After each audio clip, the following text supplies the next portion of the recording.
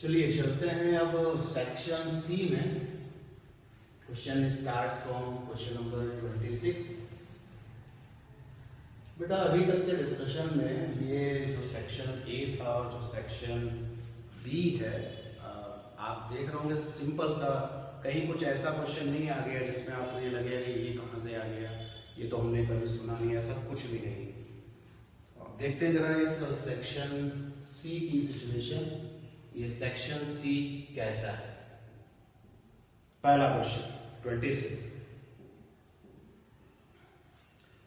Series RL circuit with capital R 10 ohm, capital R की value 10 ohm है, capital L यानी कि inductance 100 by pi millihenry है, तो इसको हेनरी बना लेते हैं, -3 ये हेनरी बन गया। Is connected to an AC source of voltage V is equal to 141 sin 100 pi t। तो आपके सिलेबस में सीरीज सर्किट है, यानी कि L को और R को सीरीज में ही कनेक्ट किया गया होगा, और ये जनरेटर हो गया जिससे आने वाली वोल्टेज है 141 sine of 100 pi into T. Okay ठीक है। पहला इम्पीडेंस ऑफ द सर्किट क्या होगा, आसान सा क्वेश्चन है। Impedance Z is equal to क्या होता है, under R square plus XL difference XC whole square, XC यहाँ पर एल तो आर स्क्वायर प्लस का एक्सएल स्क्वायर, और एक्सएल निकलेगा ओमेगा कैपिटल एल से। ओमेगा इक्वेशन में बेटा ये देखिए, ये ओमेगा है 100 पाई और कैपिटल एल है 100 upon pi to the power -3। Solve करेंगे तो रिजल्ट विल बी 10 ओम। तो कैपिटल आर की वैल्यू 10 थी, एक्सएल निकाला है 10, तो ये हो जाएगा 200, इट मींस 10√2 ओम। इम्पीडेंस की वैल्यू आ रही है 10√2 ओम। ठीक है। सेकेंड पार्ट है फेज एंगल फाई निकालने का तरीका क्या होता है। कॉस में अगर निकालना है तो cos phi is equal to R by Z. R अपने पास में 10 है, जेड की वैल्यू कितनी आई है 10√2 आई है। cos phi is equal to आ गया 1/√2। cos phi is equal to cos pi by 4 means 45 degree. Phi की वैल्यू आ गई यहाँ पर पाई बाई 4। थर्ड पार्ट में है voltage drop across the inductor. Voltage पूछी गई है इंडक्टर पर, तो आपको पता है कि VL इज इक्वल टू हो जाएगा, अगर हम ये कहें कि यहाँ पर जो वोल्टेज है VL है और यहाँ पर जो वोल्टेज है वो VR है, तो यू नो कि V इज इक्वल टू होता है under V square R plus VL difference VC का होल स्क्वायर। एक तो रिजल्ट आपको ये पता। अच्छा आप ऐसे भी देख सकते हो कि V इज इक्वल टू होता है VL is equal to I into XL, ये भी लिख सकते हो बेटा, लिख सकते हो ना। क्या जो भी आसान है, हम इससे भी जा सकते हैं, बट यहाँ पर जो वोल्टेज होगी फिर आरएमएस वोल्टेज ली जाएगी, और यहाँ पर अगर आप जाओगे तो आरएमएस करंट ली जाएगी। तो I इज इक्वल टू क्या हो जाएगा VRMS अपॉन में जेड।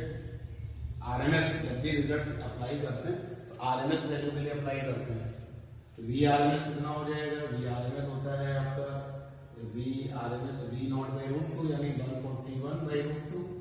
ये देखिए आपकी पीक वैल्यू ऑफ वोल्टेज ये, और जेड की वैल्यू कितनी है, जेड की वैल्यू है 10√2, जेड की वैल्यू है 10√2। तो आई की वैल्यू आ गई 141 अपॉन में 20। सॉल्व करने पर अप्लाई कर दीजिए, VL इज इक्वल टू हो जाएगा 141 अपॉन में 20, और XL की वैल्यू आपके पास में है 10 2 जा, VL की वैल्यू आ जाएगी 7 जा 14, VL आ जाएगा 70.5 वोल्ट। ठीक, देख लीजिए, चेक कर लीजिए। जितने भी आपके डीसी सर्किट में लॉस थे, P is equal to V into I, V is equal to I into resistance, और P is equal to V square by R, when you apply all this formulas in AC circuit, तो जितने भी आपके physical terms हैं वो RMS value को represent करते हैं, इस बात का ध्यान रखिएगा। ठीक है, तो हमने लिखा V = I × रेजिस्टेंस, इंडक्टर का रेजिस्टेंस XL है, I कौन सा आरएमएस वाला, इस बात का ध्यान रखेंगे। क्वेश्चन नंबर 27 जाना पहचाना क्वेश्चन है। A ray of light is incident on the glass prism of refractive index mu and the refracting angle capital A. If it just suffer total internal reflection at the other face, obtain the relation between the angle of incidence, angle of prism and the critical angle. Just suffer the total internal reflection का मतलब है बेटा second phase पर जब ये light पहुंची तो उसने ग्रेज किया हुआ है, ग्रेजिंग इमर्जेंस का केस है। तो ये मैंने एक सपोर्टिंग डायग्राम बनाया प्रिज्म का, लाइट को फर्स्ट सरफेस प्रिज्म की इंसिडेंट किया गया, यहाँ पर जो फीचर्स होते हैं ये I1 है इंसिडेंट एंगल, ये लाइट रिफ्रैक्शन के बाद सेकेंड सरफेस तक पहुंची, ये R1, और यहां से जब ये बाहर आने वाली थी तो जस्ट सफर TIR मींस ग्रेजिंग इमर्जेंस हो रहा है, यानी कि जो I2 है जिसको आप इमर्जिंग एंगल कहते हैं, हो सकता है आप इसको E से लिखते हो, तो ये आपका 90 है, इसी को कहते हैं जस्ट सफर TIR टोटल इंटरनल रिफ्लेक्शन, और ये वाला एंगल आपका R2 है। क्वेश्चन में हमें इंसिडेंट एंगल यानी कि I1, क्रिटिकल एंगल IC या थीटा C जिससे भी आप उसको रिप्रेजेंट करते हैं, तो critical angle, incident angle, critical angle, obtain the relation between angle of incidence यानी कि I1, एंगल ऑफ प्रिज्म यानी कि कैपिटल A, तो इनके बीच में रिलेशनशिप तैयार करनी है। तो कैसे स्टार्ट करें? We know that at grazing emergence, ये जो केस है आपका वो ग्रेजिंग इमर्जेंस का है। ग्रेजिंग इमर्जेंस में क्या होता है, R2 की वैल्यू होती है थीटा C के इक्वल, और अगर आप क्रिटिकल एंगल को थीटा C नहीं IC से लिखते हैं तो IC के इक्वल। आप वहां पर इसको डिराइव मत करिए, ये तो एक केस हुआ ना, सीधे पिक करिए, इतने बार आप लोगों ने किया हुआ है इसको, जाना पहचाना क्वेश्चन है। तो ये R2 की वैल्यू हमें पता ही है, और बेटा for the prism R1 + R2 = capital A होता है। अगर R2 की वैल्यू थीटा C लिखेंगे तो R1 की वैल्यू हो जाएगी A - थीटा C, R1 मिल गया। अब हम स्नेल्स लॉ लगाते हैं पहले फेज पर, sin I/sin R = μ2/μ1 at first phase. पहले फेज पर स्नेल्स लॉ अप्लाई कर देते हैं। पहला फेज जिस पर लाइट गिराई जाती है, इंसिडेंट होती है, तो I फॉर इंसिडेंट एंगल पहले फेज पर क्या है I1, तो यहाँ पर I1 आ गया। हो सकता है कि आप में से बहुत सारे स्टूडेंट्स जो है इंसिडेंस एंगल को I से लिखते हो और इमर्जिंग एंगल को E से लिखते हो, तो सिंबल आपका जो भी हो। R फॉर रिफ्रैक्शन एंगल, तो यहाँ पर R1 हो गया। μ2 मींस उस मीडियम का रिफ्लेक्टिव इंडेक्स जहां लाइट जाती है। यू ऑल कैन सी कि फर्स्ट फेज पर आने के बाद कहां जाएगी, प्रिज्म के अंदर, और प्रिज्म का रिफ्लेक्टिव इंडेक्स क्वेश्चन में म्यू दिया है। μ1 मींस कहां से आ रही है, तो आ रही है यहाँ बाहर से, बाहर के बारे में कुछ बताते हैं तो so good, otherwise we consider कि एयर है, ये हो जाएगा 1। sin I1 will be mu sin R1, sin I1 = mu sin R1, R1 की वैल्यू है A - theta C। You all can C from equation first, अगर इसको इक्वेशन फर्स्ट कह दें तो फ्रॉम इक्वेशन फर्स्ट R1 की वैल्यू हमने यहाँ पुटअप कर दी। जैसे ये वैल्यू हमने यहाँ पर पुटअप की तो आंसर कंप्लीट हो चुका है। Now you all can C in this box कौन कौन है, I1 है, incident angle, capital A prism angle भी है, और क्रिटिकल एंगल भी है। म्यू एक ऐसा टर्म है जो कि क्वेश्चन में गिवन है, तो वो अगर है तो कोई प्रॉब्लम नहीं है। और फिर अगर आपको याद आ रहा हो कि जब हम इसी को सॉल्व करते हैं, फर्दर यहाँ करना नहीं है, जब हम इसको फर्दर सॉल्व करते हैं तो रिजल्ट ऐसा आता है sine I1 is equal to under root mu square minus 1 sine A minus का कॉस ए। बहुत ही फेमस क्वेश्चन था 27।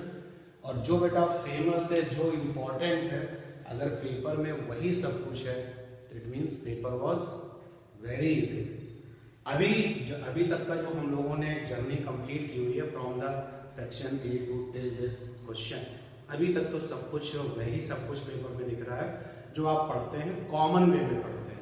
जो स्पेशल वे में पढ़ते हैं अभी वो कुछ नहीं दिखा हुआ है, सब कॉमन पॉइंट्स हैं, कॉमन क्वेश्चन हैं। चलते हैं नेक्स्ट क्वेश्चन पर। बेटा क्वेश्चन नंबर 18 का A part having the 2 questions and B part again having the 2 questions। तो फर्स्ट वन है कि distinguish between nuclear fission and fusion giving an example of each. तो ये क्वेश्चन आपका है, ये क्वेश्चन आपका है, ठीक है। इसमें मुझे कुछ नहीं करना है, फिजन और फ्यूजन का आपको डेफिनेशन देना है एग्जांपल के साथ। सेकेंड पार्ट है कि explain the release of energy in a nuclear fission and fusion on the basis of the binding energy per nucleon curve. बच्चों हम लोगों ने बाइंडिंग एनर्जी बनाना सीखा है। अभी जब सेक्शन ए का डिस्कशन हुआ था तो एक क्वेश्चन वहाँ पर उसी तरीके का था, बाइंडिंग एनर्जी कैसे बनाई जाती है, बाइंडिंग एनर्जी कर्व कैसे बनाते हैं, ये आपको सिखाया हुआ है। रिवीजन में न्यूक्लियस के जब रिवीजन हो रहा था न्यूक्लियस चैप्टर का, तो there are 2 lectures over it. You all can see the video lectures की कैसे वहाँ पर बाइंडिंग एनर्जी कर्व बनाना होता है, कैसे बनता है, और उसके बेस पर किस तरीके से फिजन और फ्यूजन्स में एनर्जी रिलीज होती है, ये बताया गया था, ठीक है। इसका जो सेकेंड पार्ट है 28 का, यस सेकेंड पार्ट में बी है और बी में फर्स्ट वन है how is the size of nucleus found experimentally, right the relation between the radius and the mass number of the nucleus। तो क्वेश्चन नंबर 28 में जो फर्स्ट है वो सिंपल है, आपका थ्योरी बेसिस है, आप सेल्फ करिए। जो सेकंड नंबर क्वेश्चन है उसमें जो बी में फर्स्ट पार्ट है कि how the size of nucleus found experimentally. याद करो कैसे एक्सपेरिमेंटली आपने साइज कहाँ पे न्यूक्लियस का पता किया था, रदरफोर्ड का अल्फा स्कैटरिंग। तो रदरफोर्ड की अल्फा स्कैटरिंग में आपने जो है experimentally size of the nucleus निकाला था, जिसमें कि डिस्टेंस ऑफ क्लोजेस्ट अप्रोच आई थी R0 is equal to 1/4 pi epsilon naught to Z e square upon में के यहाँ पर काइनेटिक एनर्जी है किसकी, बम्बार्डिंग करने वाले अल्फा पार्टिकल्स का। तो यहाँ पर आपको इस क्वेश्चन के आंसर के लिए जो डिस्टेंस ऑफ क्लोजेस्ट अप्रोच है उसका पूरा का पूरा कैलकुलेशन करके बता देना। और यही जो डिस्टेंस ऑफ क्लोजेस्ट अप्रोच है that is called the radius of the nucleus related with size. और क्वेश्चन के दूसरे पार्ट में लिखते हैं कि रेडियस और मास नंबर में रिलेशन क्या होता है। तो आपको पता है कि R0 a की पावर 1/3 होता है और R0 यहाँ पर 1.2 फर्मी है और ये आपका मास नंबर है, तो ये रेडियस का फार्मूला लिख दिया गया। सेकेंड पार्ट, इसी बी के सेकेंड पार्ट में क्या पूछते हैं देखते हैं भाई। सेकेंड पार्ट में क्या, prove that the density of nucleus is independent of its mass number.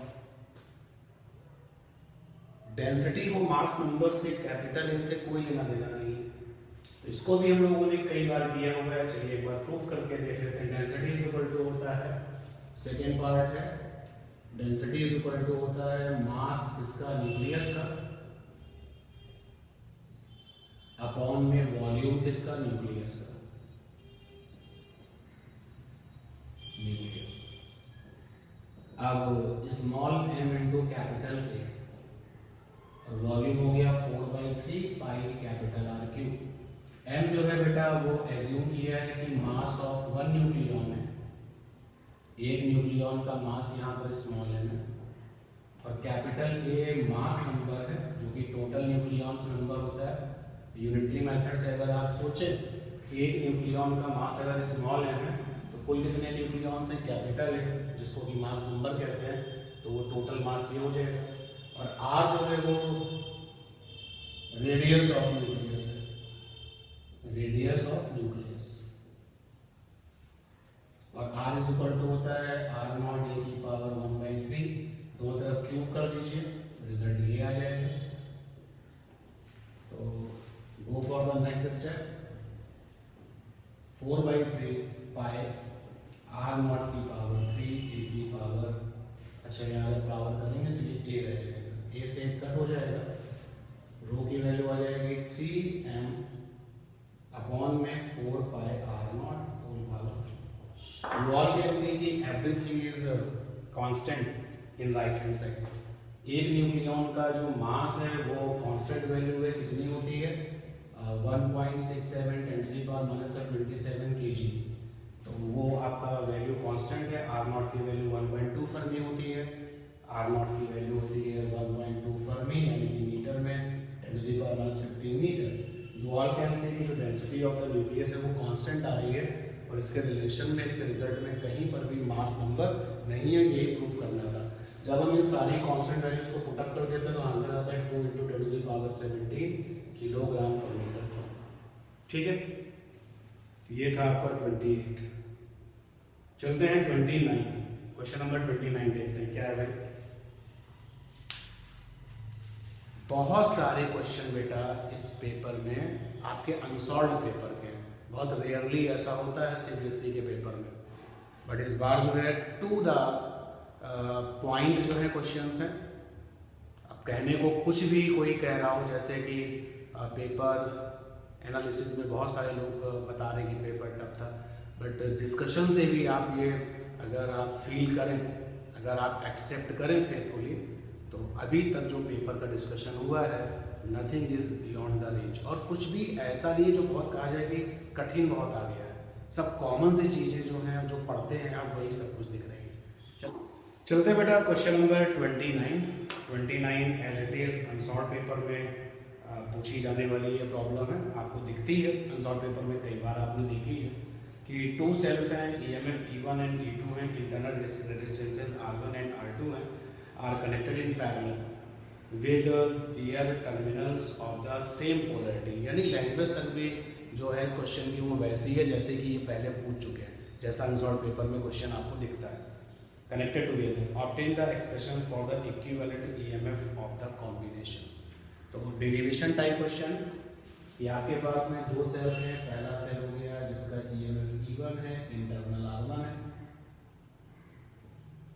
दूसरा सेल है आपका EMF E2 है, इंटरनल R2 है, और ये दोनों पैरेलल में कनेक्शन है, और यहाँ पे लिखा है सेम पोलैरिटी, मतलब गलत कनेक्शन नहीं किया गया। पैरेलल में प्लस प्लस के साथ कनेक्ट होता है और नेगेटिव नेगेटिव के साथ कनेक्ट होता है, तो इसको कहा जाता है ये सही कनेक्शन है। तो equivalent obtain and expressions for the equivalent EMF of this combination. हमें पता है कि जब हम इसका पूरा डेरिवेशन करते हैं तो इक्विवेलेंट EMF को अगर हम E टोटल लिखें तो रिजल्ट आता है सिग्मा E/R/सिग्मा 1/R। बट आपको ये ऑब्टेन करना है, किरचॉफ लॉ के एप्लीकेशन पर बेस्ड है। तो ऑब्टेन करने के लिए हमने क्या किया कि एक एक्सटर्नल रेजिस्टेंस ले लिया कैपिटल R, जो कि इस पैरेलल कॉम्बिनेशन से कनेक्ट कर दिया कैपिटल R। भाई सेल अगर है तो उसको खर्च करने वाला भी तो चाहिए, कंज्यूमर भी तो चाहिए, और जो कंज्यूमर होते हैं इलेक्ट्रिक करंट के, इलेक्ट्रिक एनर्जी के, वो क्या बन जाते हैं रेजिस्टेंसेस, एक्सटर्नल रेजिस्टेंसेस। तो ये R हो गया। सपोज दैट I1 करंट यहाँ से फ्लो होती है इस सेल से,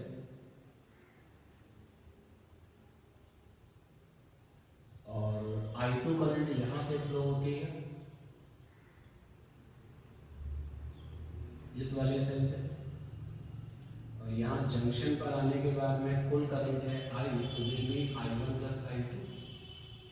जो टोटल करंट है वो क्या बन जाएगी I1 प्लस I2, और ये टोटल करंट I यहाँ से फ्लो करते हुए यहाँ पहुंचेगी, और फिर जंक्शन पर आने के बाद I2 यहाँ आ जाएगा, I1 यहाँ आ जाएगा। सर्किट तो हमने बना लिया, किरचॉफ लगाते हैं। सर्किट में पॉइंट्स दे देते हैं, capital A, capital B, capital C, capital D, capital J, capital के। तो देखो बेटा पहले हम मूव कर रहे हैं बी से सी, सी से डी, डी से जे और जे से बी। और इस मूवमेंट में जितने भी पोटेंशियल्स मिलेंगे इस रास्ते में जब हम मूव करेंगे तो we have potentials, we write all the potentials with sign और फिर किरचॉफ का जो वोल्टेज लॉ है कि सबका समीशन अलजेब्रिकल क्या कर दीजिए, जीरो कर दीजिए। चलते हैं जरा देखते हैं क्या पोटेंशियल मिलते हैं। मुझे आई आर पोटेंशियल मिला, साइन माइनस होगा, you all the sign convention. एक पोटेंशियल मिला आई टू आर टू और एक पोटेंशियल मिला प्लस का E two. Take all the potential और इनको जीरो कर दीजिए। जब आप इनको पूरा जीरो करेंगे और रिजल्ट्स को फॉलो करेंगे तो आई टू की वैल्यू आ जाएगी E two minus I capital R small R. ये इक्वेशन फर्स्ट आ गया। बहुत फेमस है बेटा, ये टिपिकल नहीं है, ये तो बहुत जैसे आप किरचॉफ लॉ में एंट्री करते हैं और आपको जब एप्लीकेशंस करने होते हैं किरचॉफ लॉ के तो series combination of a cell, parallel combination of cell, यही तो करते हो ना, उसी का तो क्वेश्चन है। फिर हम मूव करते हैं ए से बी, बी से सी, सी से डी, डी से जे, जे से के। You all can see the main diagram and count all the potentials. पहला पोटेंशियल मेरा आई आर साइन माइनस होगा, दूसरा पोटेंशियल मेरा I one R one sign minus होगा, नेक्स्ट पोटेंशियल आया प्लस का E one, summation of all should be zero, zero कर दिया। यहाँ से आई वन की वैल्यू आ जाएगी E1 minus I capital are upon में आर। ये इक्वेशन सेकेंड है। Now you have a equation first with current I2 and equation second with current I1.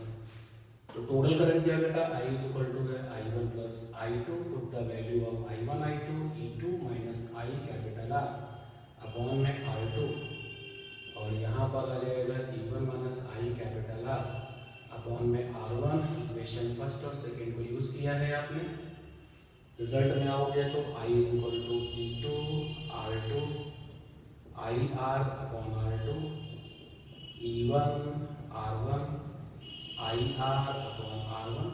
I वाले सारे के सारे टर्म्स एक तरफ ले जाइए तो बन जाएगा I plus I R by R1 plus I R by R2 and the right hand side will be E1 by R1 plus E2 by R2। I common हो जाएगा तो रिजल्ट बन जाएगा 1 plus capital R 1 by R1 plus 1 by R2। Right hand side है sigma E by R, right hand side लिख सकते हैं short में इसको।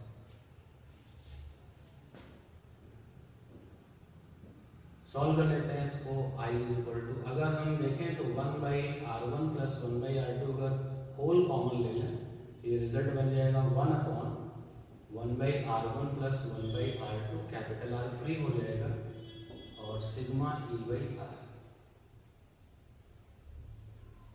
Sigma E by R। ठीक है, थोड़ा सा स्पेस बना ले, जहां पर इक्वेशन फर्स्ट है वो वाला स्पेस तैयार कर लेते हैं। इस लाइन को वापस रिपीट करते हैं।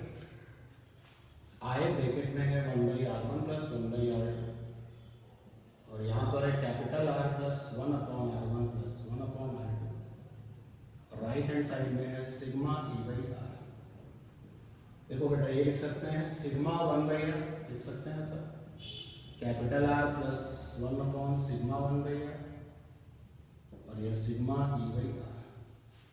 यहाँ से I की वैल्यू आ जाएगी sigma E by R upon में सिग्मा 1 बाई R और ब्रैकेट में capital R plus 1 upon sigma 1 by R। इसको आप ऐसे भी लिख सकते हो I is equal to sigma E by R whole upon sigma 1 by R capital R plus 1 upon sigma 1 by R। ये जो इक्वेशन आया है अगर आप इसको स्टैंडर्ड से कंपेयर करें, आपका स्टैंडर्ड इक्वेशन ये होता है कि I होता है E टोटल अपॉन में कैपिटल R टोटल और प्लस का स्मॉल r टोटल। अब आप चेक करिए कौन किसकी जगह पर है, तो E टोटल की जगह पर ये दिख रहा है, यही E टोटल की वैल्यू हो जाएगी, यानी E टोटल की वैल्यू हो जाएगी sigma E by R upon sigma 1/r। Break करके लिखोगे तो E1/r1 E2/r2 whole upon 1/r1 plus 1/r। Capital R total external, उसकी जगह पर आर है, और small R total internal resistance है, उसकी जगह पर 1 अपॉन सिग्मा 1/r है।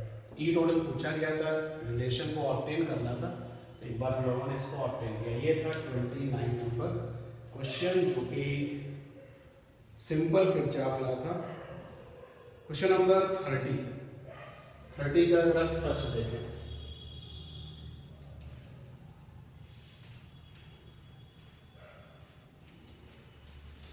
का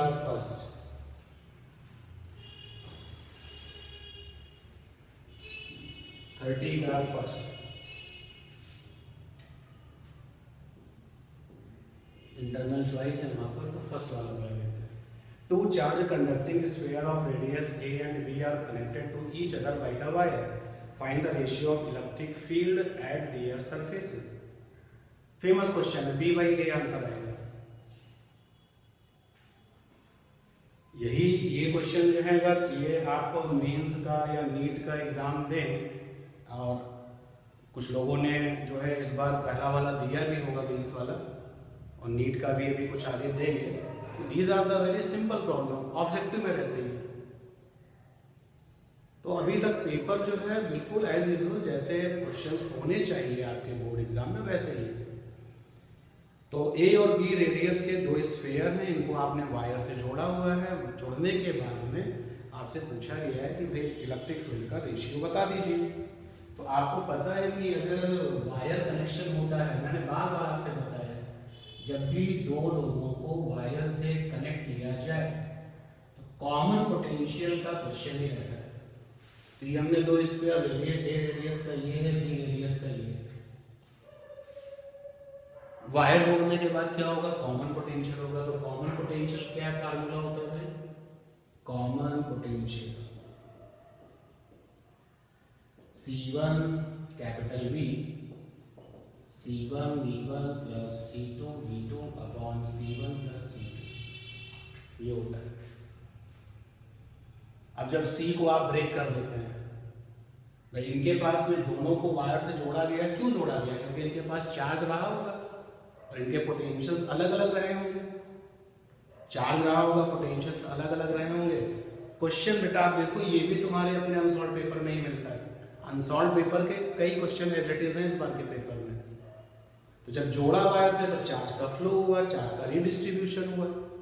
जब चार्ज का रीडिस्ट्रीब्यूशन हुआ तो वहां पर एक से चार्ज निकल के दूसरे में चला। तब तक ये सब होता रहता है जब तक कि पोटेंशियल कॉमन ना हो जाए। तो कॉमन पोटेंशियल का एक फार्मूला रहता है।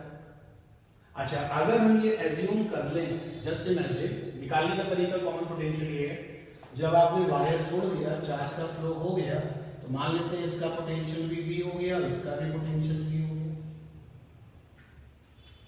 वायर जोड़ने के बाद इसके पास चार्ज Q1 है या Q1 डैश है और इसके पास चार्ज Q2 डैश है, वायर जोड़ने के बाद। ठीक है, तो चलिए इलेक्ट्रिक फील्ड लिखते हैं। कॉमन पोटेंशियल हो गया, चार्ज ये वहां मेंशन कर सकते हैं। लेट अस कंसीडर की कॉमन पोटेंशियल इज V। चलो लिख देता हूं, let us consider common potential is V and charges on sphere are Q1 dash Q2 dash respectively। तो पहले वाले पर इलेक्ट्रिक फील्ड कितनी होगी, E1 ले लिया। इलेक्ट्रिक फील्ड का फार्मूला स्फीयर की सरफेस पर Q1 डैश स्क्वायर अपॉन में रेडियस स्क्वायर। स्फीयर की सरफेस पे इलेक्ट्रिक फील्ड का फार्मूला होता है स्फीयर पर चार्ज अपॉन में उसकी रेडियस का स्क्वायर। दूसरे वाले पर इलेक्ट्रिक फील्ड लिखोगे तो 1/4 pi epsilon not Q2 dash upon में d स्क्वायर। दोनों को एक डिवाइड कर लो, E1 by E2। Question solve करने से पहले मैंने बोला था ना B by A आंसर आता है, क्योंकि बहुत फेमस क्वेश्चन है। ऑब्जेक्टिव आएगा तो सॉल्व नहीं करते हैं इस क्वेश्चन को, कॉमन सा क्वेश्चन है, स्टेटिक लगा के सीधे आंसर पर। तो ये सॉल्व डिवाइड करने पर आएगा Q1 dash square upon Q2 dash square, और ये आएगा B square by A square. Wire से कनेक्शन बनाने के बाद चार्ज है Q1 डैश और Q2 डैश। तो आप जानते हो Q बराबर क्या होता है CV, तो Q1 डैश बराबर क्या हो जाएगा, C माने कैपेसिटी, पहले बोले कि capacity 4 pi epsilon not A common potential B, और दूसरा जो स्फीयर है उसकी capacity 4 pi epsilon not B और उसका भी Q1 dash upon Q2 dash की वैल्यू आ जाएगी A बाई B। ये देखिए भाई, बिकॉज स्फेरिकल बॉडी है तो स्फेरिकल बॉडी की कैपेसिटी होती है 4 पाई एप्सिलॉन नॉट, उसके आगे रेडियस, तो रेडियस की और डी का पुटअप कर दीजिए यहाँ पर। ये आ जाएगा आपका इलेक्ट्रिक फील्ड का रेशियो। अच्छा मैंने क्या गलती करी है, ओके यहाँ पे स्क्वायर क्यों लगा रहा हूँ मैं, ये देखिए, ओके ठीक है। फार्मूला ये है Q बाई आर स्क्वायर, केवल इस पर स्क्वायर लगेगा रेडियस पर, तो Q1 dash by Q2 dash आ गया है A बाई B, और ये लिखा हुआ है B square by A square, solve कर लेंगे तो आ जाएगा B बाई A। क्योंकि ये क्वेश्चन कॉमन है, इतने बार देखा जाता है, देखता रहता हूँ, आप लोग भी देखते हैं इस क्वेश्चन को, that is by know the answer. 30 का फर्स्ट पार्ट तो हो चुका है, ठीक। चलते हैं नेक्स्ट पर, इसमें जो और के साथ वाला क्वेश्चन था उसको देखते हैं। बी पार्ट में और के साथ क्वेश्चन है, a parallel plate capacitor capital A of capacitance C is charged by the battery of voltage V. Okay, the battery is disconnected and the uncharged capacitor capital B of capacitance 2C is connected across the A. Find the ratio of final charges on capital A and capital B. Okay, तो question 30th का जो और के internal choice के साथ है, एक capacitor A है, दूसरा कैपेसिटर B है। इस वाले कैपेसिटर की कैपेसिटी C है, इसको बैटरी से चार्ज करके वोल्टेज V तक पहुंचा दिया गया है। दूसरे वाले कैपेसिटर की जो कैपेसिटी है वो 2C है, और उसके पास चार्ज नहीं है। बेटा चार्ज नहीं है तो पोटेंशियल भी क्या होगा, जीरो। चार्ज नहीं तो पोटेंशियल नहीं। ये आपकी कैपेसिटी लिखी हुई है दोनों कैपेसिटर्स की, और ये वहां पर वोल्टेज लिखी गई है। आप इन दोनों को जोड़ते हैं, इन दोनों को आप जोड़ देते हैं, कनेक्टेड कर देते हैं, तो ratio of charge on A and B, तो कॉमन पोटेंशियल पहुंचेगा। जुड़ने के बाद आफ्टर कनेक्शन कॉमन पोटेंशियल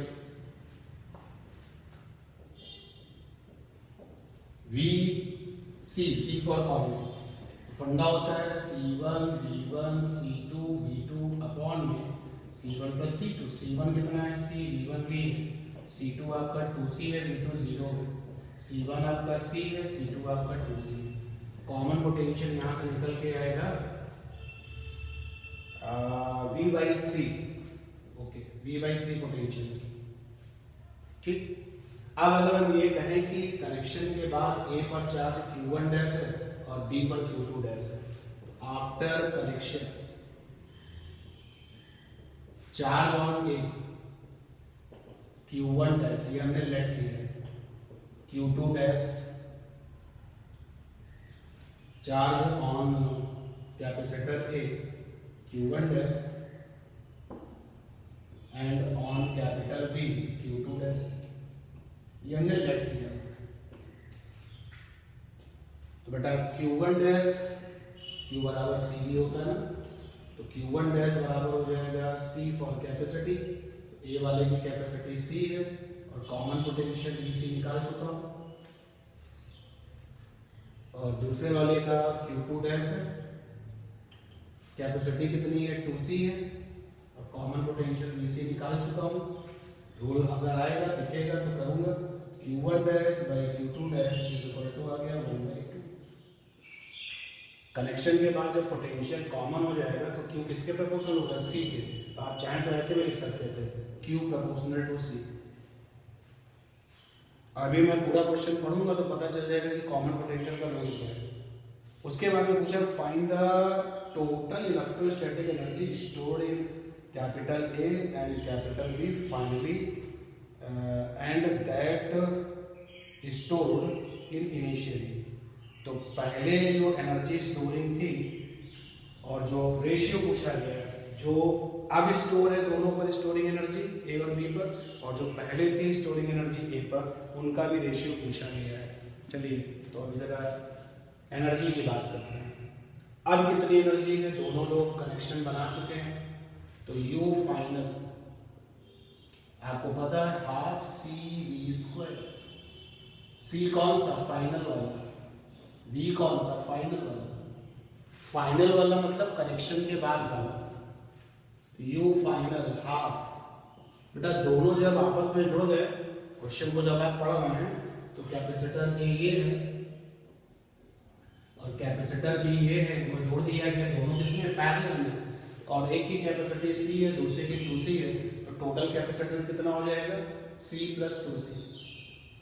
और जो ये V फाइनल है वो कौन सा फाइनल पोटेंशियल है, भाई कॉमन वाला दोनों के पास जो है, यहाँ पर हो गया Vc², U फाइनल आ जाएगा हाफ, ये आ जाएगा 3c, और Vc की वैल्यू है V/3 का स्क्वायर, U फाइनल आ जाएगा half 3c V²/9, U final आ गया हाफ और CV²/3, ये U फाइनल आ गया। और A की इनिशियल एनर्जी कितनी थी, क्योंकि B के पास तो एनर्जी थी नहीं, क्वेश्चन में A की एनर्जी निकालते हैं, UA हाफ CV², A का कैपेसिटी, A का पोटेंशियल, तो हाफ, A की कैपेसिटी C है, A का पोटेंशियल B है, ये दोनों आ चुके हैं, जरा रेशियो ले लेते हैं, U फाइनल अपॉन में UA, जब आप डिवाइड करेंगे तो रिजल्ट आएगा 1/3, ये आंसर होगा। ठीक है, ये आपका 30th के साथ जो चॉइस थी, तो कॉमन पोटेंशियल जो हमने निकाला था उसका जो रूल है वो आप देख सकते हैं क्या है, चेक कर लीजिए। चलते हैं नेक्स्ट क्वेश्चन पर इसके बाद।